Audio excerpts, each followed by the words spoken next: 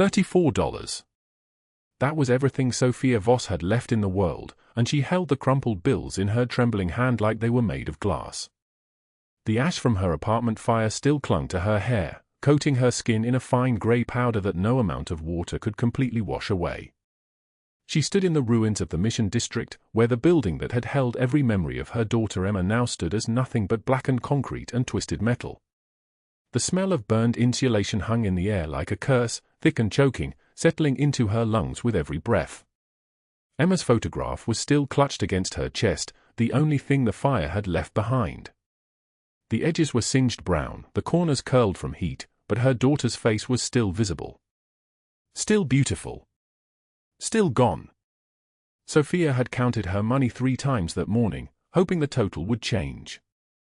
3 times the answer was the same. $34 to her name. No apartment. No job. The restaurant where she had worked 16-hour shifts had let her go 3 days ago, something about inconsistent attendance after Emma died. No family. No one was coming to help her. No one ever did. The landlord, Douglas Hale, had called her that morning. His voice was smooth as oil, the kind of smooth that made your skin crawl if you listened closely enough. He had offered her a simple choice. $35,000 by midnight 2 weeks from now, or she could work for him.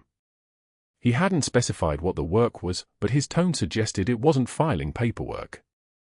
"You're a beautiful woman, Sofia," he had said, and something in the way he said it made her stomach turn to ice. "We could find good use for someone like you." She had hung up the phone. That was 6 hours ago. Now the October wind tore through the Mission District streets like a blade wrapped in ice, and Sofia pulled her jacket tighter around her body. It was a thin thing, borrowed from a shelter, and it offered almost no protection. Her feet were blistered from walking. She had been walking since dawn, from one soup kitchen to another, looking for a place to sleep that night. Looking for a reason to keep moving forward. The city around her glittered and sparkled. San Francisco's famous autumn light was turning the bay to molten silver, painting the expensive condos in shades of gold and amber. But that beauty was not for people like Sofia.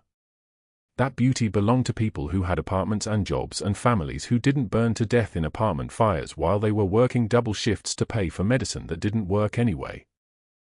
3 miles north, in a penthouse that overlooked that same bay, Aleandro Caruso stood in his study with a glass of whiskey in his hand, and he was reading a file that had just arrived from his security team. He was a tall man, 6'3", with shoulders broad enough to block out doorways.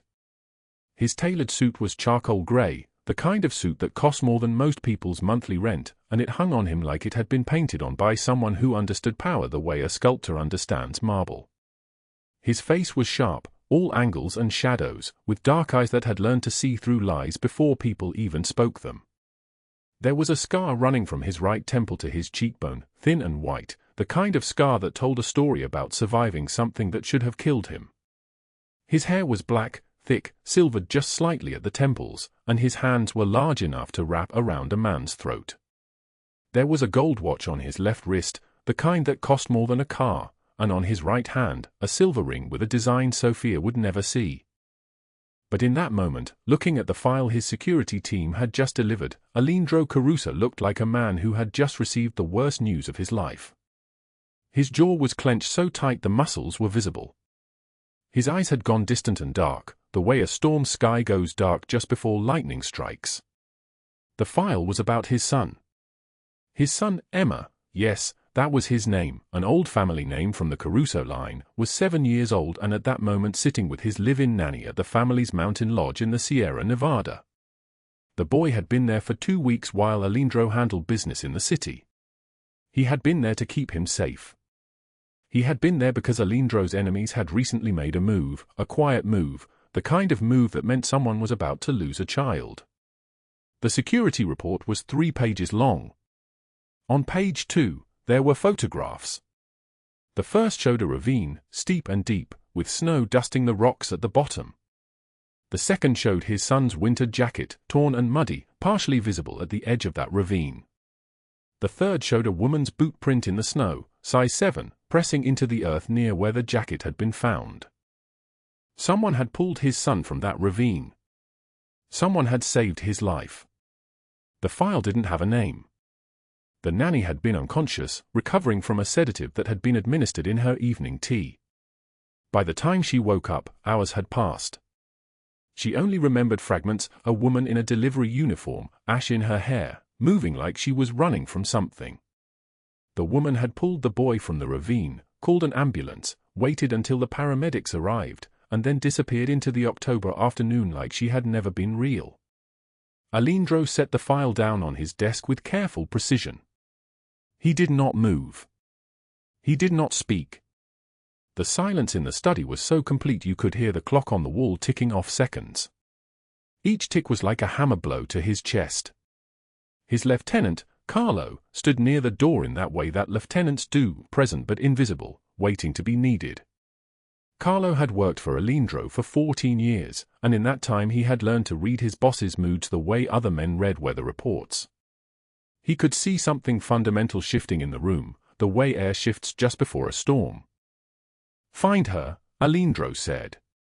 His voice was deep and solid like an oath. "Find the woman who saved my son. I want to know her name. I want to know everything about her. I want to know what she eats for breakfast. I want to know the prayers she says at night. I want to know every scar on her body and the story behind each one. Find her, Carlo. And do not come back to me until you have." Carlo nodded and left the study without a word. In the hallway, he pulled out his phone and began making calls. His boss had given him a directive in that tone that meant the world would rearrange itself to comply. Meanwhile, 40 minutes away, Douglas Hale was sitting in a back room of an establishment that didn't officially exist on any records. The room was concrete block painted industrial grey, and there were no windows. There were only fluorescent lights that buzzed like angry wasps, and a metal table, and chairs that were bolted to the floor. Douglas Hale was 58 years old, with the kind of face that had been handsome once before cruelty had carved it into something predatory. His eyes were pale blue, almost colorless, and they moved across the face of the woman sitting across from him with the lingering interest of a man shopping for furniture. Her name was Victoria Ashford, and she was 52 years old, though she had paid enough money to look 40. She had platinum blonde hair styled in a bob that probably required professional maintenance twice a week, and she wore a cream cashmere wrap over a silk blouse. Her jewelry was substantial: diamonds, pearls, gold. She had been married 3 times. The current husband, a venture capitalist named Marcus Ashford, had no idea she was here. "Sofia Voss turned down your offer," Victoria said, and her voice was like champagne and broken glass. "How amusing. Does she not understand what you do?" Douglas Hale smiled. It was not a smile that reached his eyes. "She understands. She's just being stubborn. She'll come around in a few days, once she realizes she has no other options. They always do." "How long have we been doing this?" Victoria asked, examining her manicure. 15 years, Douglas said. 43 women brought into the network. 43 lives made useful. Victoria nodded, satisfied. She had brought him most of them.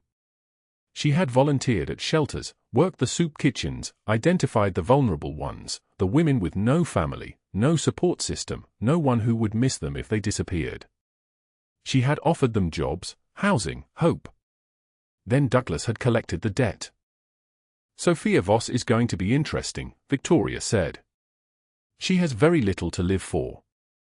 That usually makes them easier." What neither of them knew was that in exactly 8 hours, a delivery truck would arrive at the mountain lodge in the Sierra Nevada, carrying groceries for the week. The truck would arrive in the middle of a snowstorm, the kind of storm that turned the winding mountain roads into sheets of white. The driver would call in sick at the last minute, and a substitute would be sent. A woman named Sofia Voss, desperate for the $40 the shift would pay her, would drive that truck up the mountain. She would arrive at 4:16 in the afternoon, just as the storm was turning into a whiteout. She would meet a 7-year-old boy named Emma, who would smile at her and ask if she believed in miracles. She would walk that boy to the dining room, and in the kitchen, she would notice the back door standing open. She would hear breathing that didn't belong to anyone in the house. She would understand, in the way that desperate people understand danger, that something was very wrong. She would grab the boy's hand and run. She would run through snow that was waist-deep on the child, carrying him, running blind into the white. She would hear footsteps behind her, the heavy footsteps of men in work boots, moving with purpose. She would hear shouting, a man's voice calling out coordinates like they were hunting.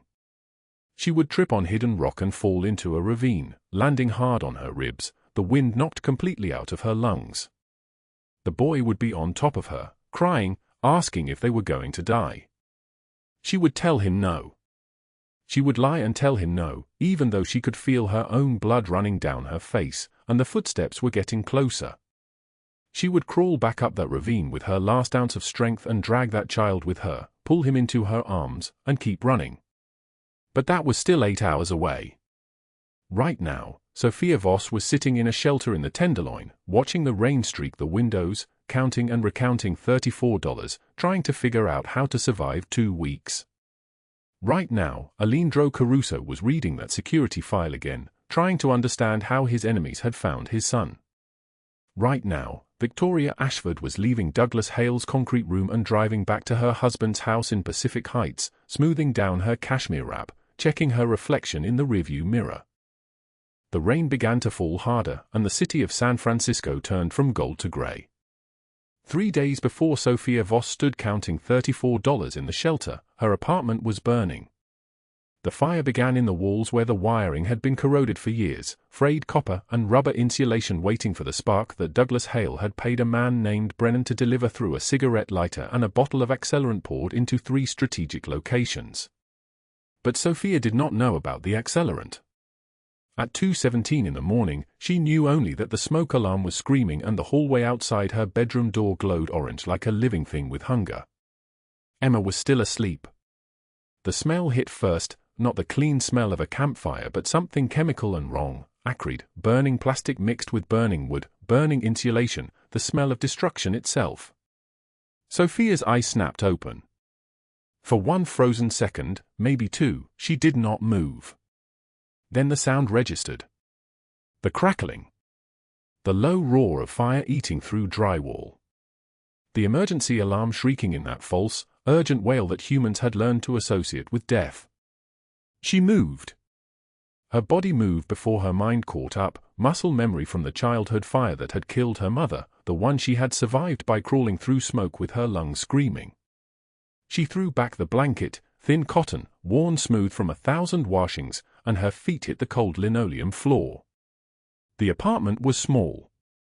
Studio bedroom, kitchen, living room, bathroom. 700 square feet for $180 a month, the cheapest place in the Mission District that hadn't yet been seized by landlords and converted to condos worth $3 million. The hallway was already full of smoke.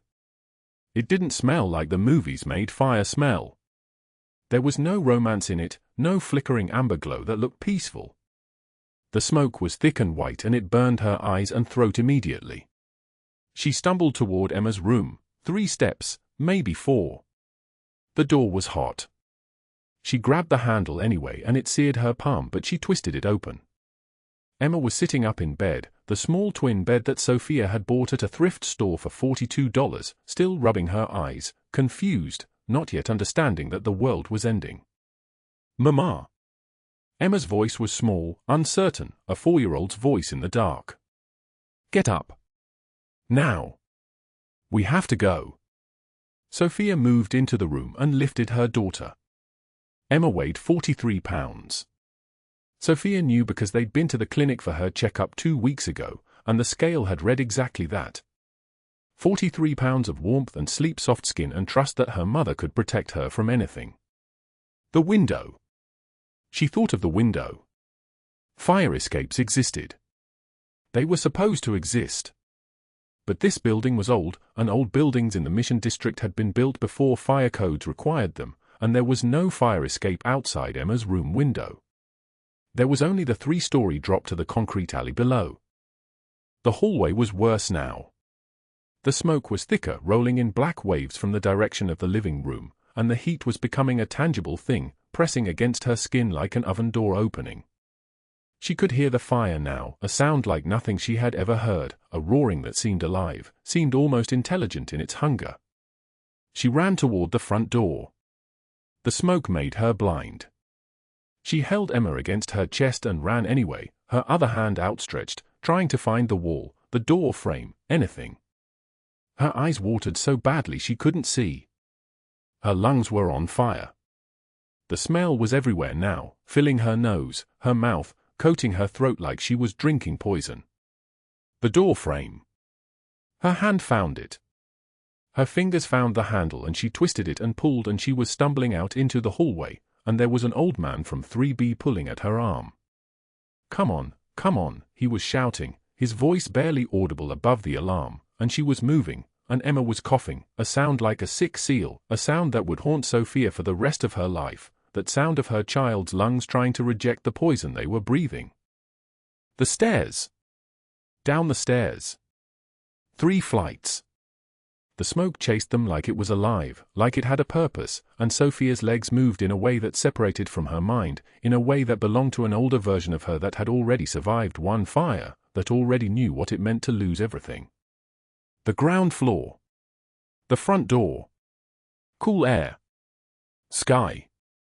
The alarm of the building was joined by the wail of sirens, and neighbors were pouring out onto the street in pajamas and robes, and she was standing on the sidewalk in her thin nightgown with Emma in her arms, both of them coughing, both of them shaking, and other people were around them now, asking if they were okay, telling them to move back, to get away from the building.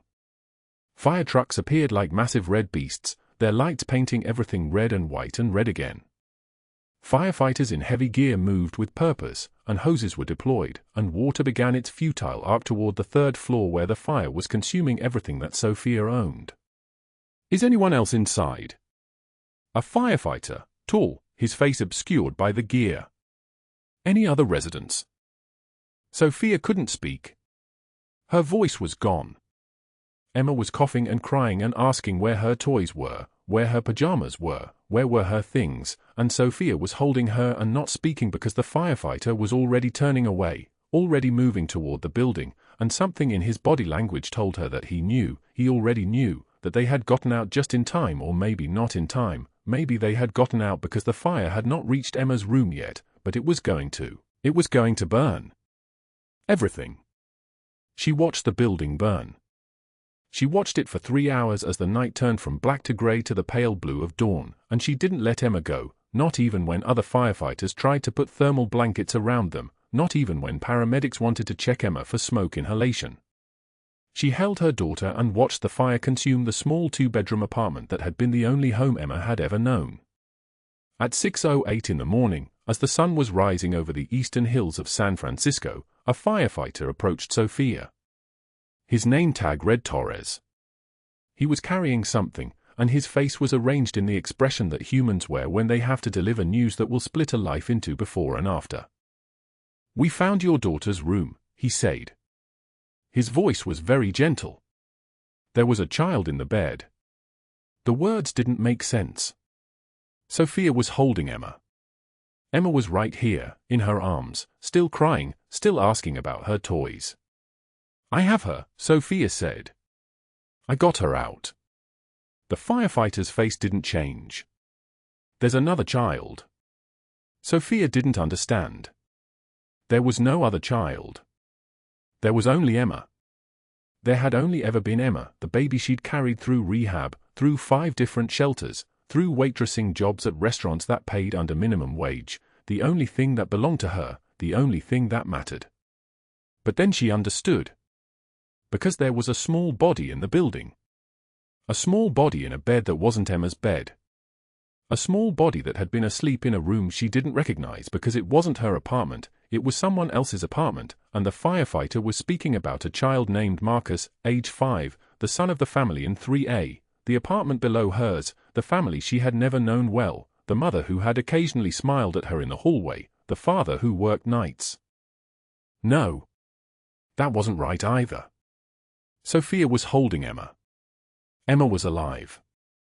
But the firefighter's face told her something else was true, and her mind couldn't hold both truths at the same time. She opened her mouth and the scream that came out belonged to something inhuman, something primal, something that had been living in her since childhood, since the fire that killed her mother, since the day she realized that the world was not safe and bad things happened to good people and little girls died in fires no matter how much their mothers loved them. Except Emma was alive.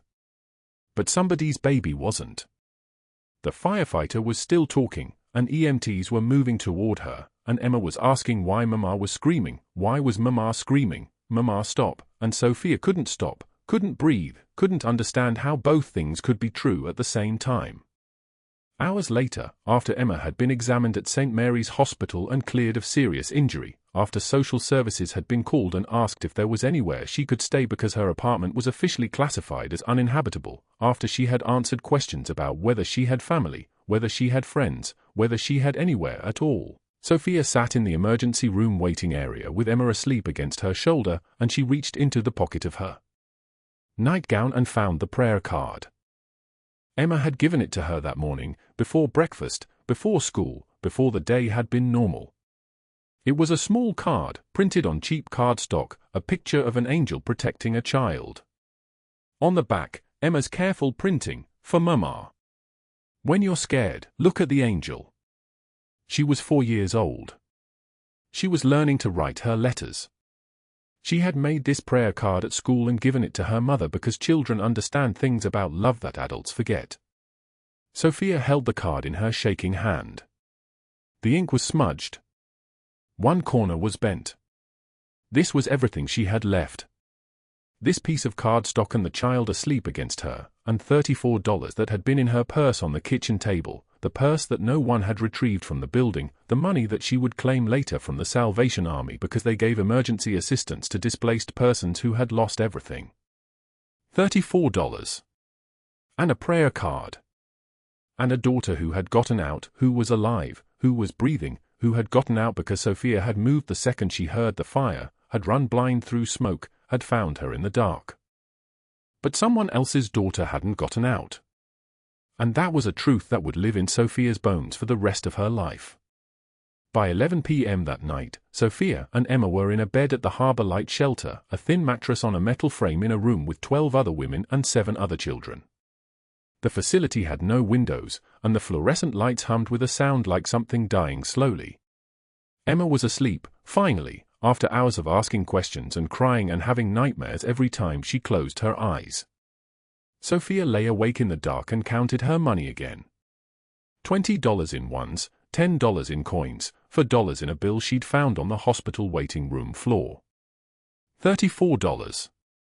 The landlord's office called the next morning. Douglas Hale wanted to speak with her. He was very sorry about the fire, he said. Terrible tragedy. He would like to meet with her at his office to discuss some assistance he might be able to provide. Sofia had nowhere else to go. She left Emma with a volunteer at the shelter, a woman named Ruth who worked there for free because her own daughter had once needed shelter, and she took the bus across the city to an office building in the financial district. Douglas Hale was waiting for her in a conference room on the 14th floor. 53 years old, grey threading through his dark hair at the temples like frost, expensive suit in charcoal wool, a Rolex watch visible when he gestured, everything about him speaking a language of money and power. He stood when she entered and extended his hand. Sofia. I am so very sorry. His voice was deep, professional, rehearsed. He motioned for her to sit. The chair was leather. The table was glass. The city spread out behind him in the windows, all those buildings, all those people, all those lives so much larger than hers. The fire inspector filed his report this morning, Hale continued, sitting back down, folding his hands on the glass. They found evidence of arson. Accelerant in 3 locations, your hallway, your living room, and the walls near your bedroom. This wasn't an accident, Sofia. Someone deliberately set this fire. Sofia didn't speak. She had known, somehow, that something about the fire had been wrong. Fires didn't just happen in buildings that had recent electrical inspections. They didn't start in 3 locations simultaneously. I run a security consultation business, Hale said. I have resources. I can find who did this. I can find who killed your daughter and burned your home. But this kind of investigation costs money. Investigators, surveillance, resources. $35,000. 2 weeks to find the person responsible. I don't have that money, Sofia whispered. No, I know you don't. Hale smiled. It was not a kind smile. It was the smile of a man who knew the answer to a question he was about to ask. But I know women who work for me. Good women. Professional women. They help men with specific needs, and the compensation is quite generous. 6 months of work clears your debt completely, and I find your daughter's killer. I even throw in a little extra for grief counseling, trauma support, whatever you need to rebuild. The room was very quiet. Sofia could hear the hum of the air conditioning, the distant sound of the city outside the windows, her own heartbeat like something that wanted to escape her chest. What kind of work? She asked, though she already knew.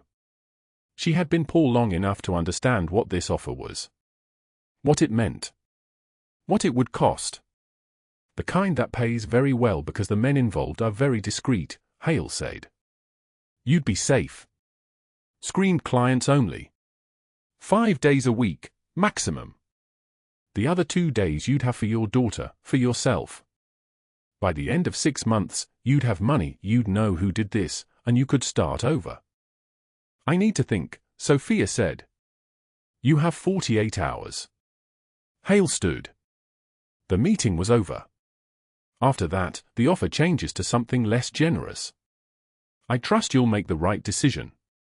Sofia took the bus back to the shelter with Hale's words living like poison in her chest. She picked up Emma from Ruth, who asked how things went, and Sofia couldn't answer because there were no words for what she had just experienced, the precise moment when her desperation had been weaponized against her. That night, after Emma was asleep, Sofia sat on the edge of the cot and counted her $34 again. She laid out the bills and coins on the thin blanket and tried to do the math that would save her. $34 into 2 weeks. That was less than $2.50 per day. Emma needed to eat. She needed diapers, though Emma was for now and mostly trained. Accidents still happened at night, and the shelter had a limited supply. Sofia needed to eat something that wasn't the donated food from the shelter's pantry, food that had been sitting in boxes for weeks, food that was calories but not nutrition. The prayer card sat beside the money.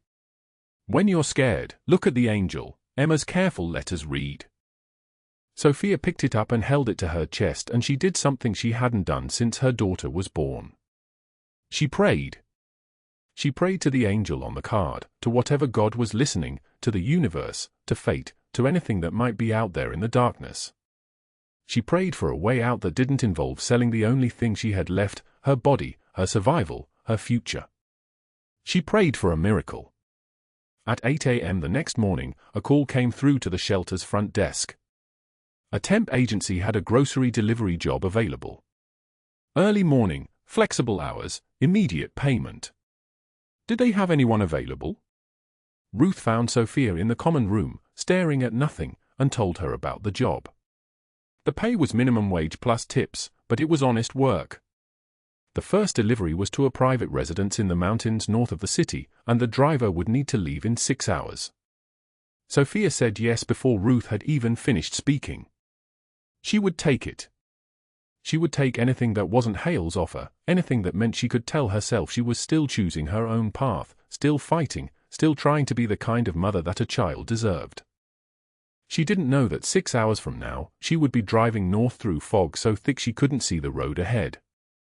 She didn't know that in exactly 8 hours and 20 minutes, she would be running through snow so deep it reached her waist, carrying a child who wasn't hers, hearing footsteps behind her, hearing men's voices calling coordinates like they were hunting something wild.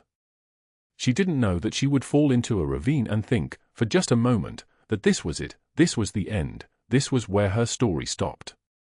She didn't know any of that yet. Right now, she just knew that she had a job. That meant food for Emma today. That meant one more day of not selling herself. That meant $34 could stretch just a little bit further. She told Emma to get ready. They were going on an adventure. The mountain road curved like a blade wrapped in ice, and Sofia's hands had stopped shaking somewhere around the third switchback. The October wind screamed through dead pines, visibility down to 30 feet, her breath fogging the delivery van's windshield in rhythmic clouds. 2 miles to the lodge. 2 miles of gravel and no guardrails and 100-foot drops that disappeared into fog so thick it swallowed the world. She gripped the steering wheel tighter. The radio played nothing but static. Her phone showed 2:08 p.m. 22 hours remained on Hale's deadline. The first sign was the black SUV blocking the narrow road ahead, parked diagonally across both lanes. Sofia's foot eased off the gas. 2 men climbed out, one she recognized immediately. He'd been at the shelter 3 days ago, talking quietly with Hale near the donation bins, his eyes scanning the common room like he was shopping for inventory. He saw her van and raised his hand in a wave that wasn't friendly. Sofia threw the van into reverse. The engine whined. Behind her, in the rearview mirror, a second SUV appeared, sealing the mountain road in both directions like a trap closing. She grabbed the groceries bag from the passenger seat. No, not the groceries, the photograph. Emma's photograph. The prayer card tucked inside her jacket pocket. Those were the only things that mattered. She opened the door and ran left, toward the tree line, her borrowed work boot slipping on loose gravel. The men shouted behind her. No gunshots yet. They wanted her alive or they would have fired already. Sofia plunged through the pine trees, branches tearing at her jacket, branches drawing blood across her arms. The forest floor dropped away without warning. She slid down an embankment, dirt filling her mouth, her right hand grabbing at roots that crumbled to dust. 20 feet down the slope, the trees thinned. 50 feet down, she could see the ravine's edge. The drop beyond that was difficult to measure. Difficult to survive. That's when she heard it. A child's cry. Not a scream. A whimper, terrified and small, coming from somewhere deeper in the ravine. Sofia stopped sliding. She listened. The crying continued, gasping, desperate, the sound of a child who had been alone in darkness for a long time. She could hear the men moving through the trees above her, branches snapping under boots, voices calling coordinates to each other like they were hunting something wild. She should keep running. She should run to the lodge and scream and hope someone would help her and probably watch herself disappear into Hale's network by the weekend. Instead, Sofia climbed down. The ravine wall was steep, treacherous, nothing but loose stone and struggling pine trees with roots that pulled free if you put your full weight on them. She lowered herself carefully, hand over hand, her bleeding palms slipping on the stone. 10 feet down. 15. The child's cries grew louder. She could see a small figure now, clinging to a tree root that jutted from the ravine wall, the ground beneath his feet crumbling in a slow avalanche of dirt and pebbles. 7 years old. Same height as Emma was. Same dark curly hair. Same terrified eyes. The root he was holding groaned. Sofia was 5 feet away when the men appeared at the top of the ravine. She could see them raising their radios, could taste her own blood and the dirt caked in her mouth. But the child was falling. She could feel it happening, the root giving way, the boy's fingers losing grip, gravity claiming him. Sofia lunged. She grabbed the boy's wrist with both hands and pulled him upward, backward, away from the failing root. His weight was nothing, all fear and adrenaline made light. She dragged him sideways, moved him toward a thicker section of the ravine wall, and heaved him onto solid ground just as the tree root snapped. It fell past them both and disappeared into the deeper darkness below. The boy scrambled away from the edge, gasping, tears streaming down his face. Sofia pulled herself up beside him. She was breathing so hard the world tilted. The men were shouting above them, their voices 50 feet away now, getting closer. She grabbed the boy's hand. "Come on," she whispered. "Come on, come on." They climbed. The ravine wall seemed to stretch upward forever. Her arms burned.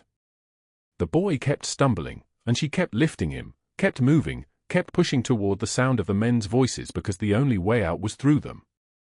Behind them, she could hear rocks falling, the sound of their pursuers descending into the ravine. Then the boy's hand pointed. Road! They crested the ravine edge onto a gravel turnout just as a black Mercedes rounded the curve, moving fast. It stopped 15 feet away. 2 men stepped out, one scarred, one with silver threading through his dark hair, and the boy screamed with joy. Papa! Papa, that lady saved me! She saved me! The scarred man's eyes moved from the boy to Sofia to the 2 figures scrambling up the ravine behind her. Something cold and dangerous stirred in his face. He gestured to his men, and they moved toward the ravine with purpose, not running, moving like soldiers moving to a position. The 2 men chasing Sofia took one look at the scarred man's face and scattered back down the mountain. Sofia didn't wait. She didn't ask questions. She ran back to the delivery van, her hand shaking so badly she could barely turn the key. The engine started. She drove up the mountain without looking back, the van's engine screaming on the steep grade, her heart screaming louder. The boy waved from the Mercedes. The man with the scar was already pulling out his phone. Sofia's hands wouldn't stop shaking for the next 4 miles. The lodge appeared through the blizzard like something from a fever dream, all stone and massive windows, lit from inside like a castle from another century. Snow fell harder now, accumulating on the windshield faster than the wipers could clear it. Sofia pulled the van around to the service entrance and sat for 30 seconds, breathing, trying to remember how to be invisible again. Trying to remember that she was nobody, that nobody mattered, that she was just a delivery person who had had an accident on a mountain road and needed to complete her route and get paid so she could survive another week. She grabbed the first load of groceries and stepped into the cold. The service entrance opened directly into a kitchen corridor. Sofia's eyes adjusted from the blizzard's white void to the lodge's warm interior. Granite counters. Stainless steel appliances. The kind of space where people who had never counted money could afford to waste it. She was moving toward the pantry when a woman appeared in the doorway. Victoria Ashford was 53 years old but looked 40 through careful discipline and expensive treatments. She wore a cashmere sweater in cream, pearls around her throat, her blonde hair styled in the kind of wave that required a weekly salon. She smelled like jasmine and money. Her eyes, blue and cold and measuring, moved from Sofia's torn jacket to her bleeding hands to the ash still clinging to her hair. "You're the delivery girl," Victoria said. It wasn't a question. "Yes," Sofia said. "Early morning route availability." "Look at you." Victoria stepped closer. "Ash in your hair. Blood on your hands. Did you crawl here from somewhere?" She reached out and gripped Sofia's shoulder, her fingers pressing into the torn fabric of Sofia's jacket. "What happened to you? Lost everything in a fire?" "Let me guess, no insurance, no family, no options. Women like you always end up the same way." Sofia's jaw tightened. She could taste blood where she'd bitten her lip during the ravine climb. "I had an accident on the mountain road. I need to unload the groceries, Anne. You need to leave." Victoria's fingers tightened, then shoved. Sofia stumbled backward, caught herself against the door frame.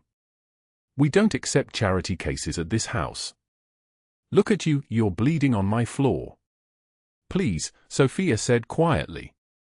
"I need this job. I have a debt I need to pay, Anne." Victoria laughed. It was a real laugh, the kind that held genuine amusement. "A debt? Is that what we're calling it? Let me guess, loan sharks? Bad relationships? Or did you sleep with the wrong person and now you're in trouble?" She stepped forward and gripped Sofia's arm, pulled her toward the entryway.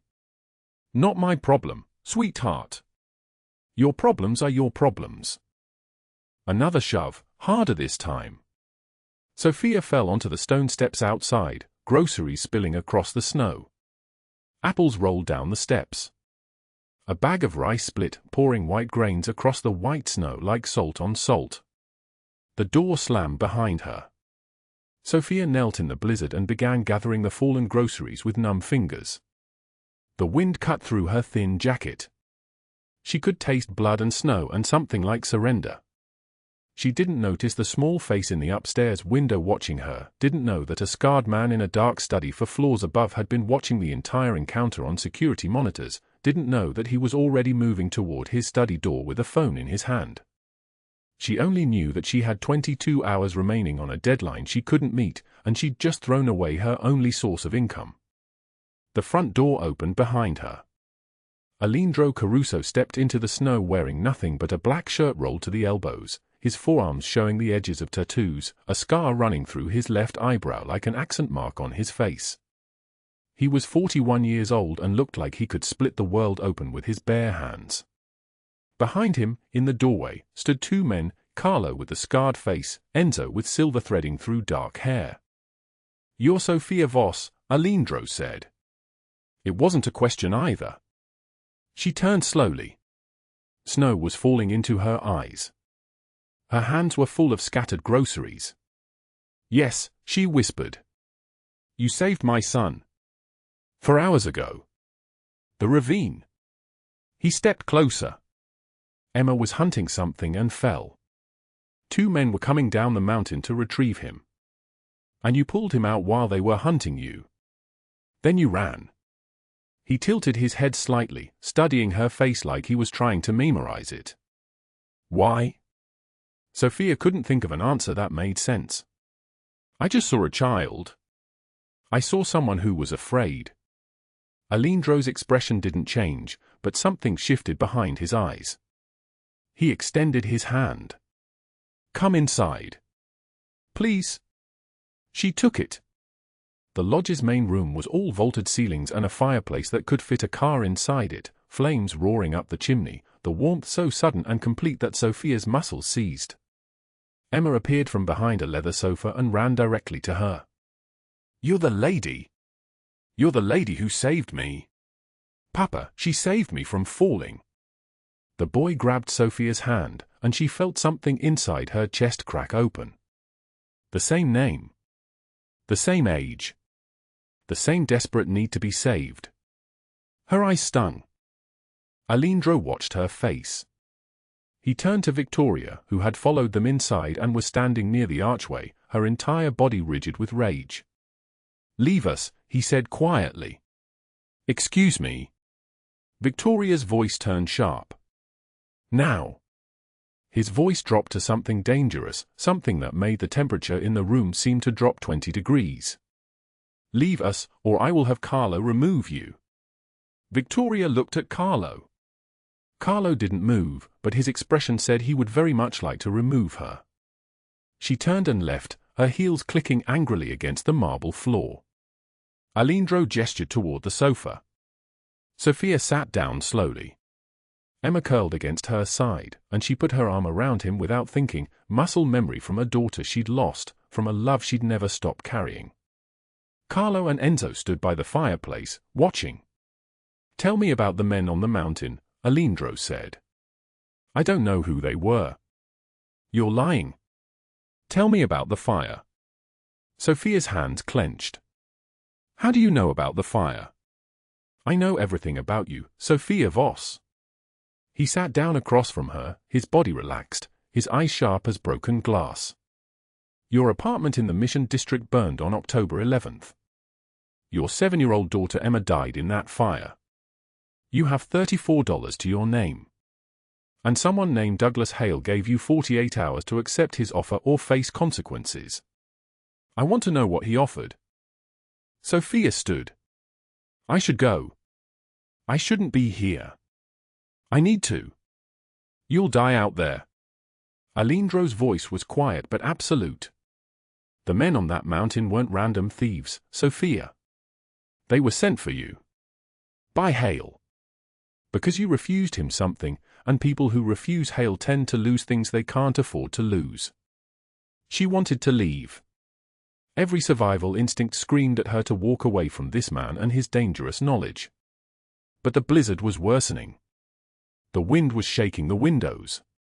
And she had nowhere else to go. She sat back down. "Why would you help me?" Sofia asked. "I'm nobody. Aleandro leaned forward slightly. You saved my son while running for your life. That makes you somebody. He paused. Tell me about Hale's offer.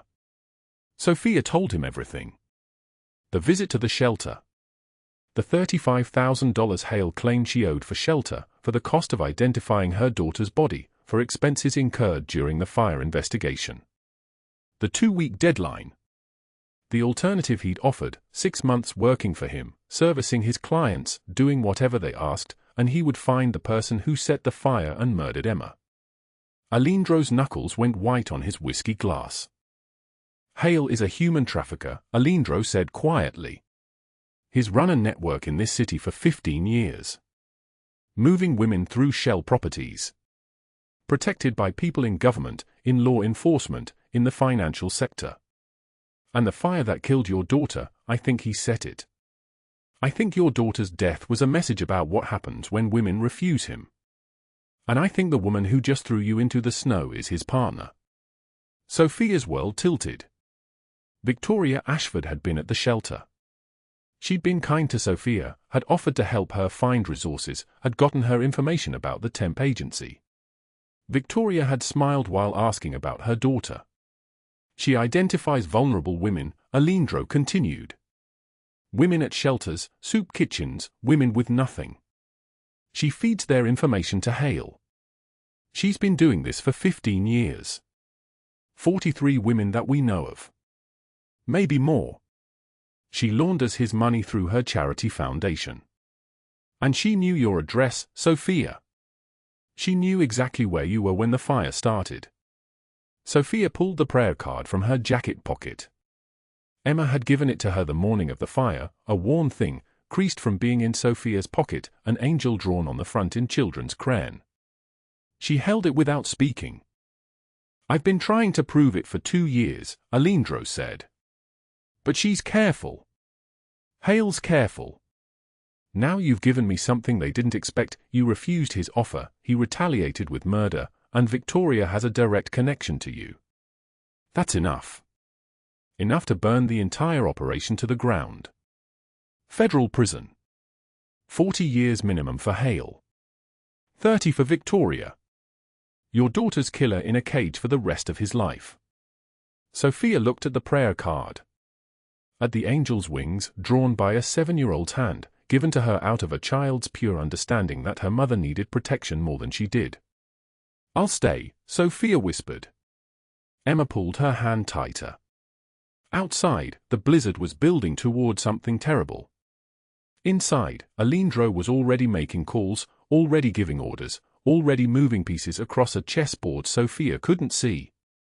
And somewhere in the lodge, Victoria Ashford was pouring herself a drink with shaking hands, realizing that the delivery girl wasn't nobody at all.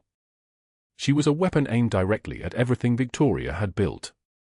The midnight air inside the lodge felt thin, charged with the electricity of a storm about to break. Sofia sat in the nanny's quarters, a converted closet with a single bed, a reading lamp that hummed with a sound like dying insects, and walls so close she could touch both at once if she stretched her arms, when the phone call came through on the floor above. She heard Victoria's voice first, muffled through the ceiling but unmistakable, that tone of controlled ice that had smiled at her in the shelter while asking about Emma. Sofia moved to the doorway, listening to the floorboards creak under Victoria's pacing feet. The speaker phone clicked on. Douglas Hale's voice came through like a blade wrapped in gravel. The van was found abandoned 2 miles down the mountain, he said. Sofia Voss never checked in. Where is she?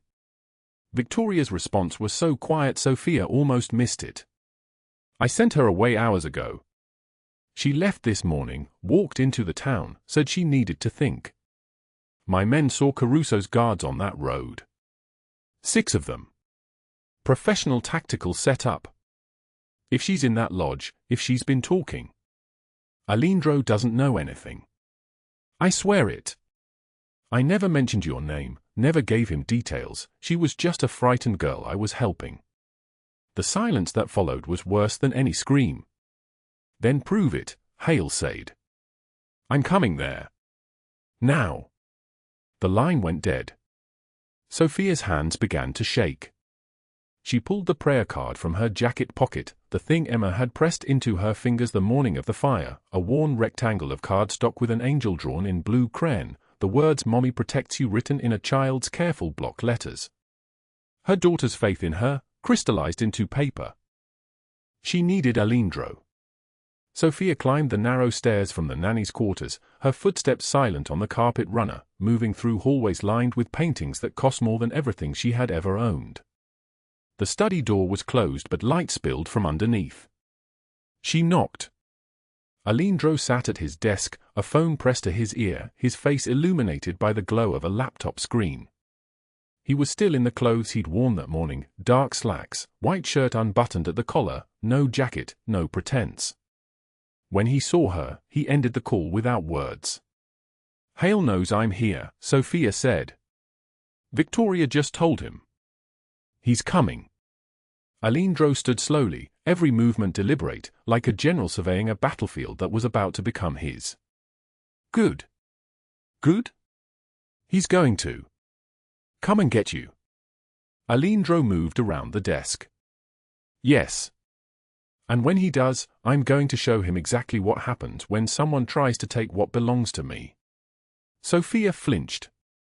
The words hit like a slap, but Aleandro's eyes were already moving away from her, focused on something distant. He wasn't seeing her anymore. He was seeing the game. "I need to show you something," Sofia said. She pulled out her phone with hands that wouldn't stop trembling.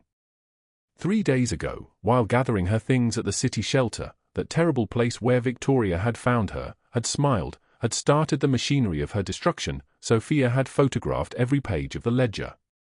She had been planning to walk into a police station. She had been planning to beg them to listen. She had been planning to die either way.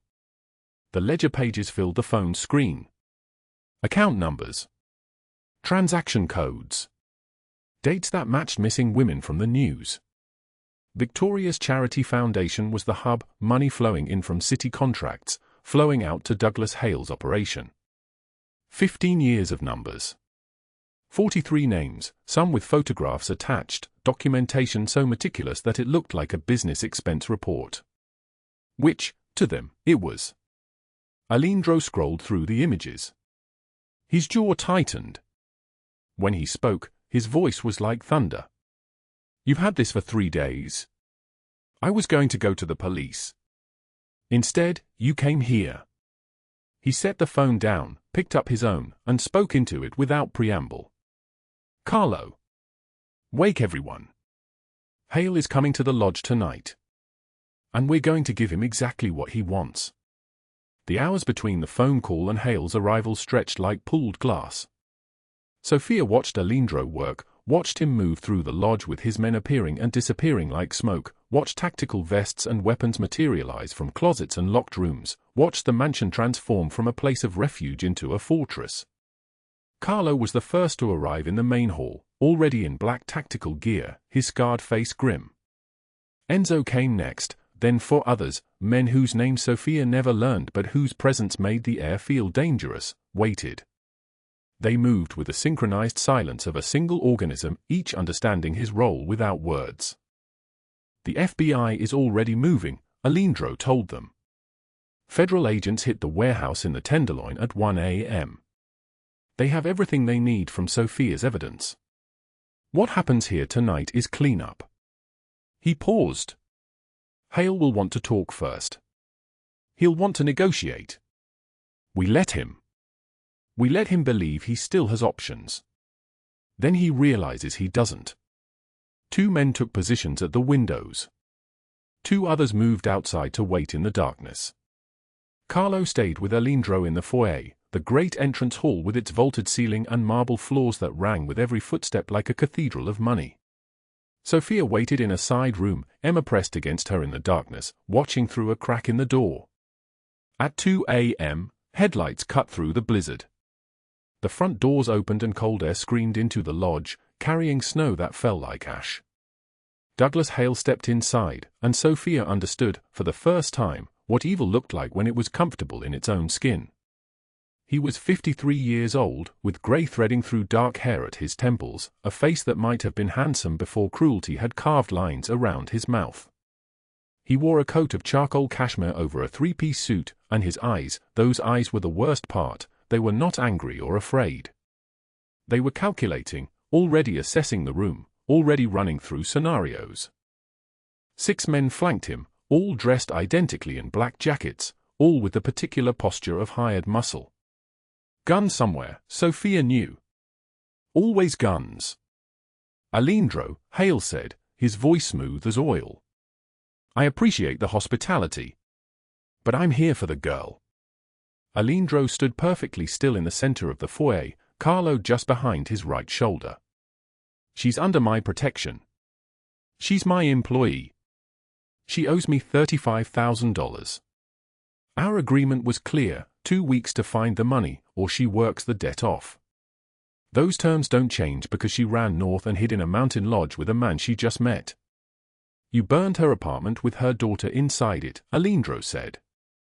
The smile on Hale's face never wavered. I don't know what you're talking about. But I do know you're harboring someone who committed theft. She took ledgers from my property manager's office at the shelter. Confidential business records. That's a crime, Aleandro. Even for you. Sofia's heart stopped. Had she been caught taking the photos? Had someone seen her phone? Aleandro took one step forward. I have the ledgers. I have Victoria's charity records.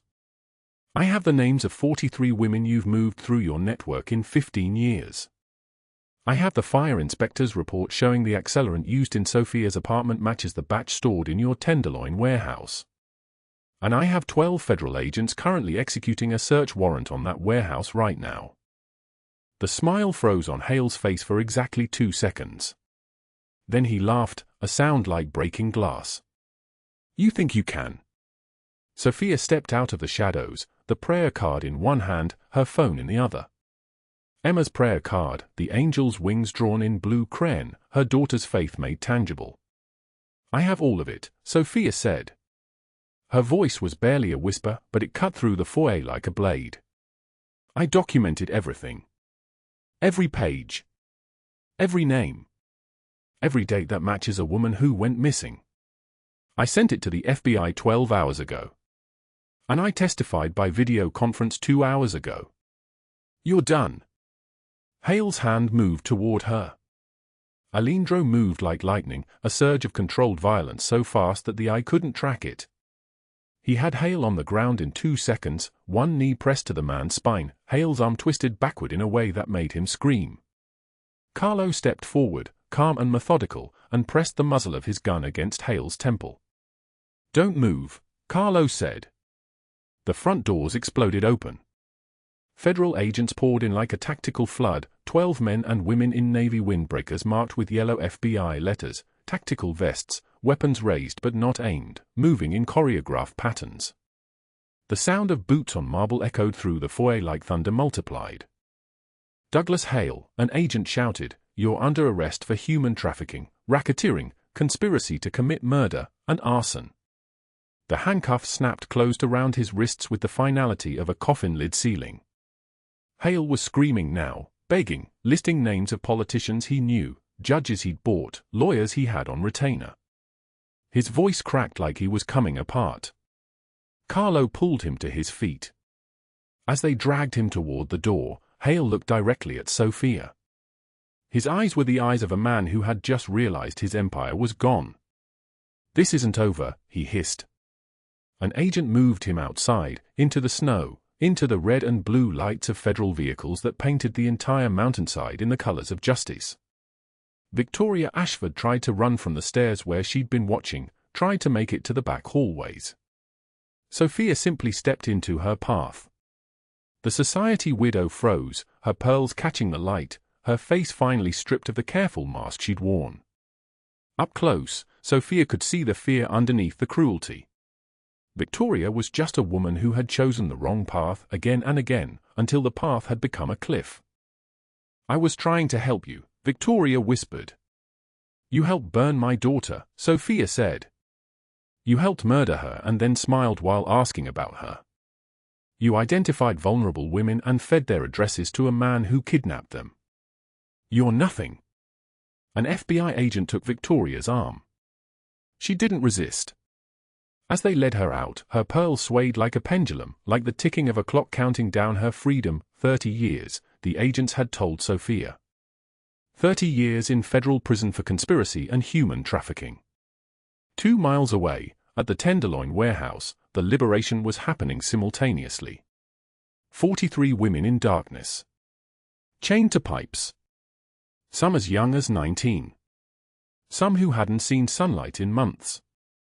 When the FBI breached the doors, when the lights came on, when the agents started cutting chains and calling for medical transport, the sound that filled that warehouse was not relief.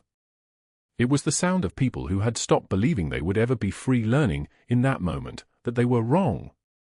They were free. They were alive. News helicopters circled overhead. By dawn, every major outlet would be covering the story. By noon, Douglas Hale's mugshot would be trending on every platform.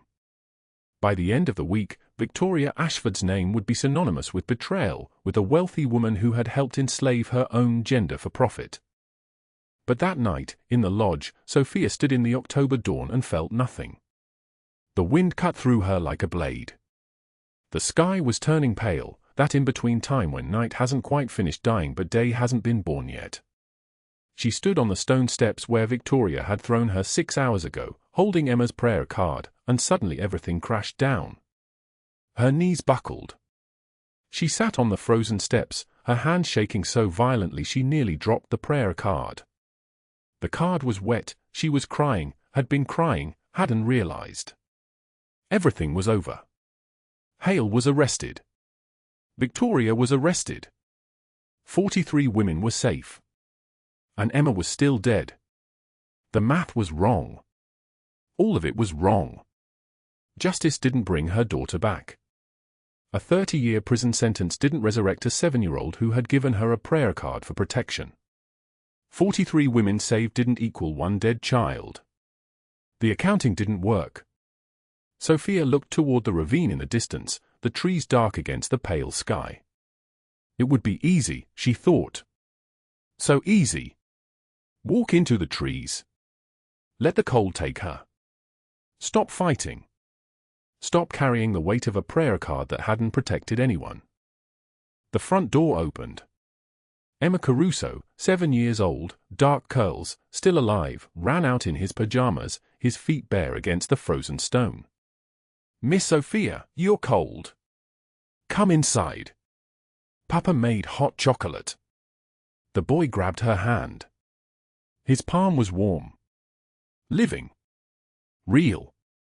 Sofia looked at his face, the face of a child who had been marked for death but had been saved, and something broke differently inside her. Not shattered. Transformed. She stood. Took his hand. Let him lead her back inside the lodge where Aleandro was waiting with 2 cups of hot chocolate and a silence that felt like prayer. Family is not always bound by blood but by those who choose to stay when the storm arrives. The courtroom was silent except for the sound of the judge's gavel striking wood, a sound like the door of a coffin closing. Judge Patricia Morrison, 63 years old with silver hair pulled back in a braid and reading glasses hanging from a chain around her neck, looked directly at Douglas Hale as she read the verdict in a voice that carried the weight of 15 years of crimes. 40 years. No possibility of parole. The words fell like stones into still water. Hale's face went grey, the color draining out like someone pulling a plug. His lawyers slumped in their chairs. Behind him, in the gallery, someone gasped. Sofia sat in the front row between Aleandro and young Emma, the boy 7 years old with dark curls and his father's intense eyes, holding a stuffed rabbit he'd brought for comfort. When the gavel came down a second time, Hale's knees buckled. 2 federal marshals caught him before he fell, and they led him out in handcuffs, his shoulders hunched like a man carrying the weight of the world he'd destroyed. The gallery erupted. People stood, some crying, some applauding. The families of the 43 women filled the benches behind Sofia, their faces streaked with tears, their hands raised as if in prayer. Aleandro reached over and squeezed Sofia's hand. She didn't let go. The next morning, Victoria Ashford's trial reached its verdict. The courtroom was different, cooler, more formal. Victoria sat at the defense table in a charcoal dress, her blonde hair perfectly styled, her pearls catching the light like a lighthouse signaling distress that would never come. 30 years. Conspiracy to commit human trafficking. Money laundering. Accessory to murder. When the judge read the final count, Victoria's hands trembled on the table in front of her. She tried to smile, that practiced society smile, but it crumbled. The courtroom was packed with her former friends, the women from the charity galas where she'd identified vulnerable targets, where she'd poured wine and collected names and sorted through broken lives like a collector sorting through antique silverware.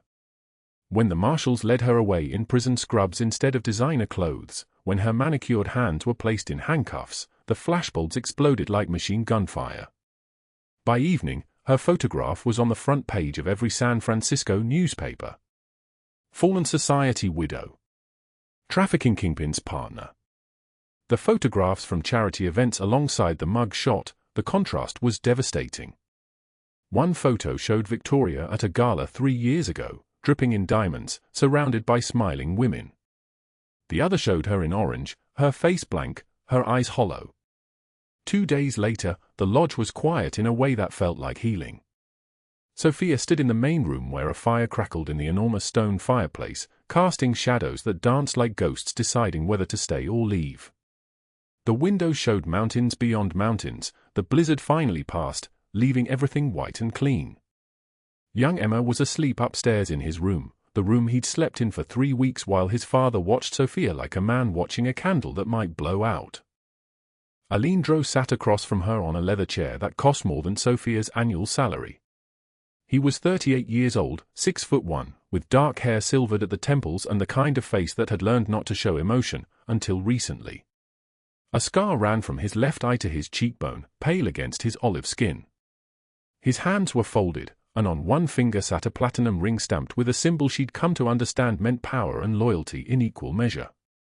"I want to offer you something," he said. Sofia looked at him.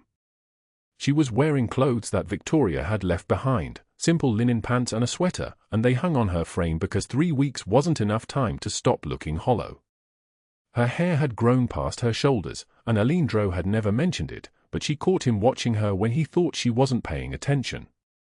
"You've already given me everything," Sofia said. "No."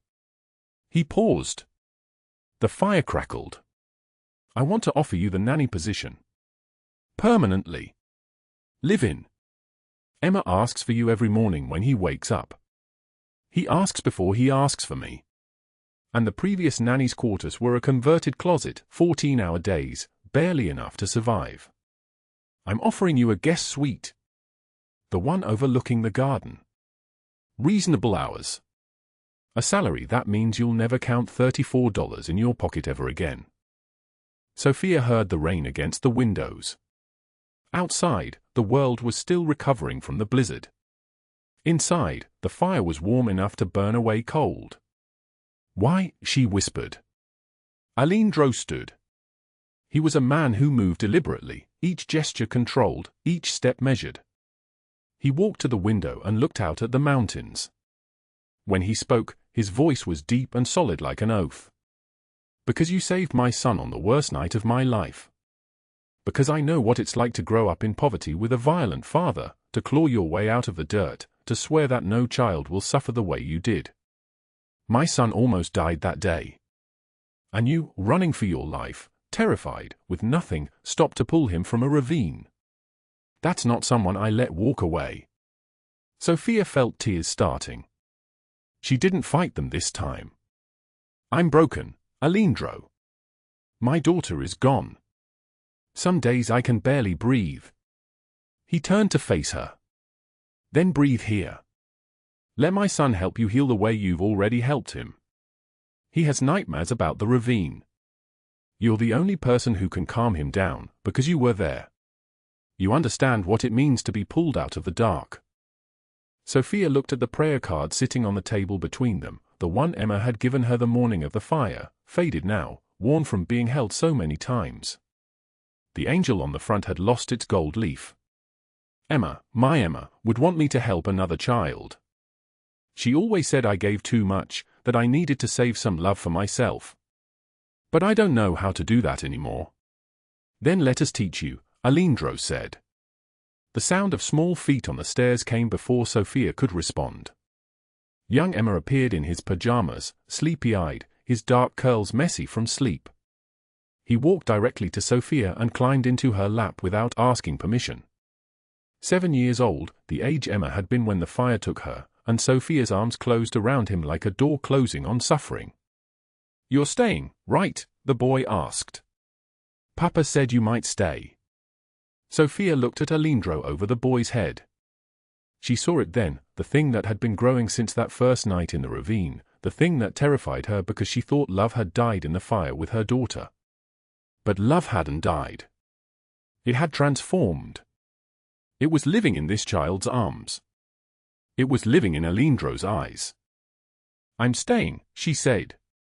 What neither of them knew in that moment was that Aleandro had already fallen in love with her, not just for saving his son, but for the courage she showed facing Hale in the warehouse, for the way she'd walked through fire and kept fighting, for the fierce protection in her eyes when she looked at any child in danger. This wasn't gratitude. This was something that terrified him because he'd never felt it before, and in 15 years of ruling an empire through fear and loyalty, he'd never allowed himself to be vulnerable to another person. But vulnerability, like love, doesn't ask permission. 6 months later, spring was breaking through San Francisco like a promise finally kept. The cherry blossoms were pink clouds against the sky, and Sofia stood in a courtroom wearing a simple blue dress, her hair pulled back, her hand steady as she testified. The civil trial represented the 43 women rescued from Hale's warehouse. Defense attorneys tried to minimize her words, but her voice carried something they couldn't diminish. "My daughter gave me this the morning she died," Sofia said, holding up the prayer card. The courtroom was silent. Even the court reporter paused. "She said I needed the angel more than her.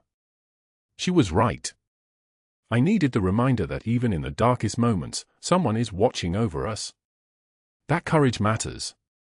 That choosing to act when you could run makes all the difference." The jury cried. She could see the tears on their faces, the way they looked at her with recognition, not pity, but recognition that some people choose to become more after everything is taken from them.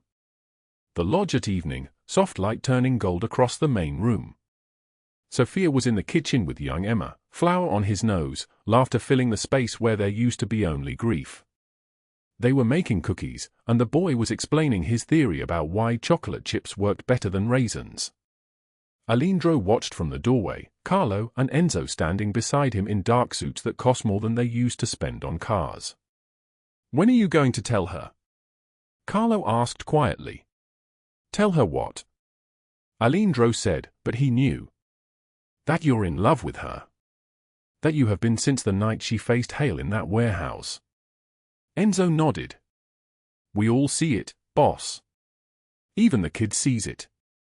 Aleandro watched Sofia laugh at something his son said, watched the way grief and joy coexisted in her now, the way she'd learned to breathe again, the way her hands had stopped shaking. "She's not ready," he said. "Or you're scared," Carlo said. The words hung in the air like a challenge from a man who'd been loyal for 22 years. Aleandro didn't deny it. The front steps of the lodge at sunset, the mountains painted orange and red and gold. Sofia and Aleandro stood where Victoria had thrown her 6 months ago, but now the steps held warmth instead of violence. The prayer card was tucked into Sofia's pocket. She carried it everywhere now, the way some people carry photographs. "I went to Emma's grave this morning," Sofia said. "Told her about the trial, about the women we saved, about young Emma learning to make cookies. I think she'd be proud." "She would be," Aleandro said. "I couldn't have done any of this without you. You gave me a reason to keep fighting when I had nothing left. You saved my son. I should be thanking you." Sofia turned to face him, and in the fading light, Aleandro saw the woman she was becoming, not erased by suffering, but deepened by it.